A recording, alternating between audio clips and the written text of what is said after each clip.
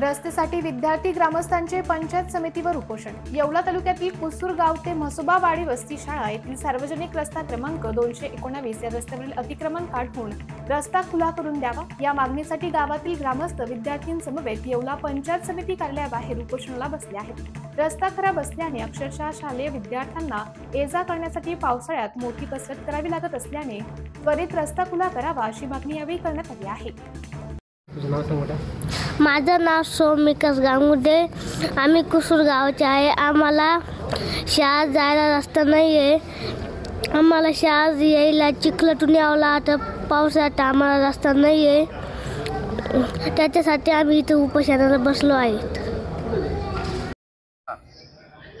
आम्ही कुसूर गावचे ग्रामस्थ रस्त्याच्या न्यायासाठी पंचायत समितीकडे उपोषणाला बसलो आहे आणि आमचा रस्त्याचा विषय असा आहे, कुसूर गाव ते वस्ती शाळा हा 1 किलोमीटर लांबीचा रस्ता आहे। या रस्त्यासाठी आम्ही भरपूर प्रांत तहसील पंचायत समिती भुजबळ साहेबांपर्यंत सर्वांपर्यंत निवेदन अर्ज वगैरे दिलेले, पण कोणी आमची दक्षता घेतली नाही। फक्त शासनाला आमची एवढीच विनंती आहे की आमचा जो हक्काचा रस्ता आहे 219 नंबरचा तो फक्त आम्हाला खुला करून द्यावा।